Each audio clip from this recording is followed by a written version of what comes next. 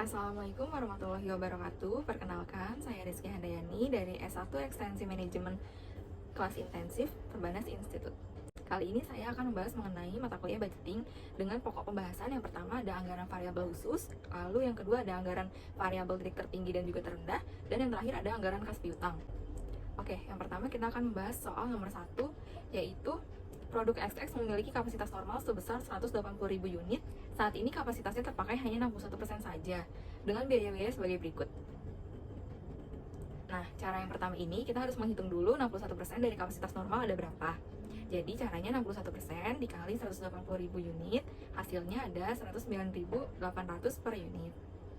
Nah, selanjutnya kita akan menghitung sebelum menerima pesanan khusus dan juga sesudah menerima pesanan khusus. Pertama kita hitung dulu bagian penjualan. Kalau misalnya mau menerima pesanan khusus, caranya yaitu 109.800 dikali harga 30.000 per unit. Kemudian penjualan sesudah menerima pesanan khusus, caranya yaitu 109.800 dikali 30.000 ditambah pesanan khusus yaitu 64.000 per unit dikali 25.000. Maka ketemu hasilnya 4 miliar sekian ini. Mencari contribution margin yaitu selisih antara penjualan dengan biaya variabel. Untuk masing-masing dicari untuk sebelum dan sesudah menerima pesanan khusus. Untuk biaya tetap kan sudah disebutkan di atas bahwa komponennya yaitu gaji karyawan sebesar 8 juta. Sebelum dan sesudah menerima pesanan khusus biayanya tidak akan berubah. Kemudian untuk mencari laba yaitu contribution margin dikurang dengan biaya tetap. Ketemu sebelum menerima pesanan khusus yaitu hasilnya 870 juta dan sesudah menerima pesanan khusus hasilnya yaitu 1 miliar. Nah, berarti kan labanya akan meningkat dari 870 juta menjadi 1 miliar, maka diterima pesanan khususnya. Selanjutnya saya akan membahas soal 1B yaitu apabila produsen ingin laba sebesar 1 miliar 320 juta rupiah, berapa harga pesanan khusus tersebut? Nah, caranya di sini untuk harga pesanan khusus dicari dengan menambahkan harga setelah pesanan khusus yaitu 25.000. Nah, akan ditambah dari laba yang diinginkan itu yaitu 1 miliar 320 juta sekian, kemudian dikurangi oleh laba setelah pesanan khusus yang sudah dihitung di atas yaitu 1 miliar 62 juta, kemudian dibagi 64.000. Nah, pesanan khususnya kan ada 64, berarti tambahan harganya 25.000 ditambah 4.025 rupiah. Nah, harga pesanan khusus berarti 29.025 rupiah. Kemudian yang C, jadi untuk menghitung incremental cost, caranya dengan mengurangi biaya variabel sesudah pesanan khusus dikurang dengan biaya variabel sebelum pesanan khusus, maka hasilnya ketemu 1 miliar sekian.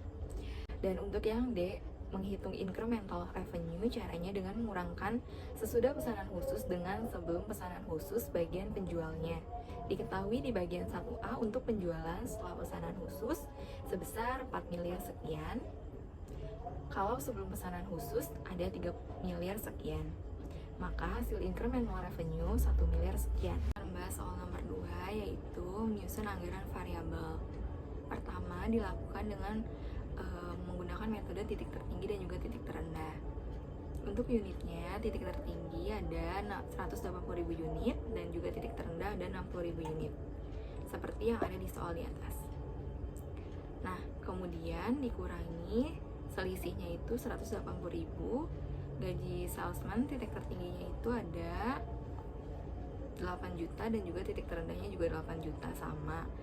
Untuk distributor, titik tertingginya ada 6.200.000 dan juga titik terendahnya ada 5 juta, maka selisihnya 1.200.000.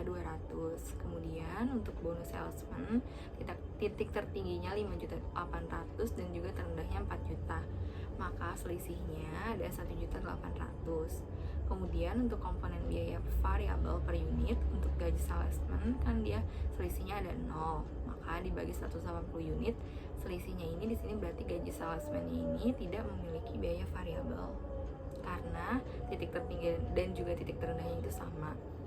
Kemudian distributor ini selisihnya 1.200.000 dibagi selisih dari unitnya 120.000.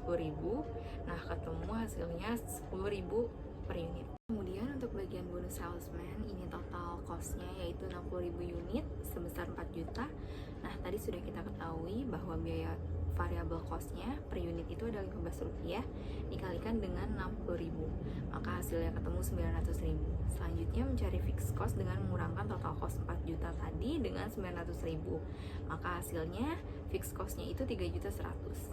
Nah, kalau untuk hitung fixed cost ini kita bisa menjawab kalau sudah menghitung fixed cost ini kita bisa menjawab pertanyaan yang A dengan menyusun anggaran variabel. Kemudian diketahui titik terendah 60.000 unit dan titik tertinggi 180.000 unit.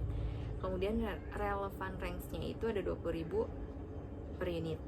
Maka anggaran variabel untuk tabel dengan relevan range berarti lompat dari 6.000 ditambah 20.000 untuk menentukan jenis biaya, maka hasilnya 80 ditambah 20, hasilnya 100.000, 12.000 dan seterusnya.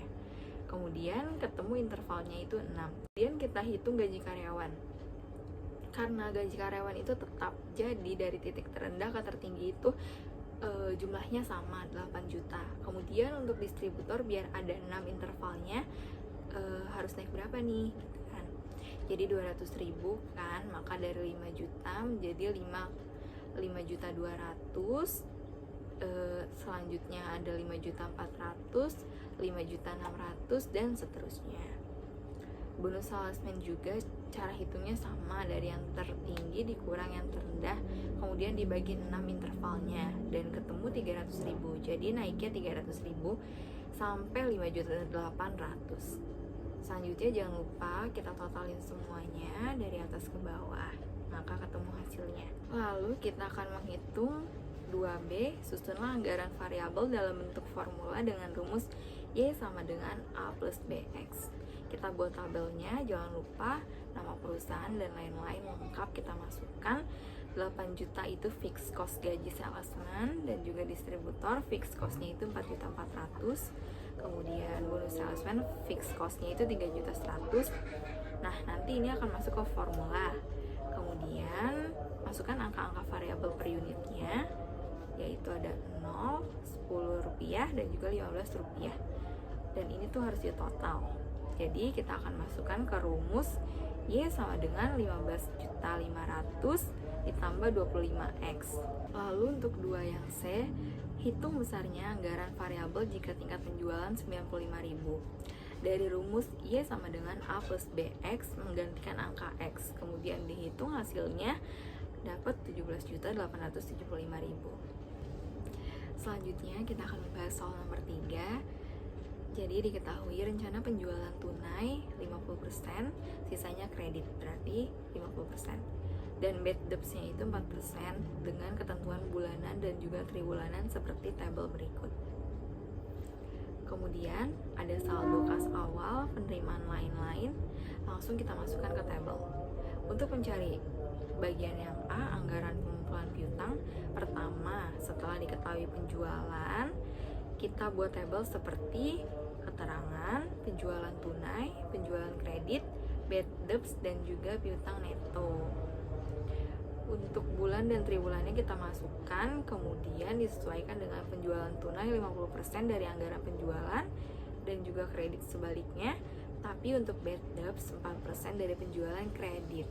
Nah, selanjutnya jangan lupa untuk dijumlah. Jadi untuk mencari piutang neto dari penjual piutang neto, kita bisa mengurangkan antara penjualan kredit dengan bad debts, maka akan dapat hasilnya. Dari sini kita bisa menyusun anggaran piutang untuk Januari sesuai dengan soal dikalikan 40%, Februari 35%, dan juga bulan Maret 25% sesuai perintah di soal.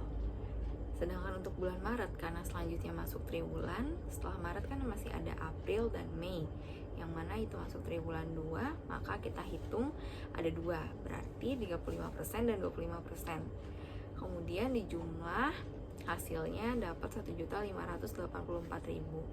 Selanjutnya untuk masuk triwulan yang kedua, kita pakai aturan triwulan 2 60% dan juga selanjutnya 40%. Selanjutnya jangan lupa untuk ditotal. Bulan Januari totalnya ada 729.600, kemudian Februari 1.524.400, Maret ada 2.268.000, triwulan 2 6.876 dan seterusnya. Selanjutnya, anggaran penerimaan kas.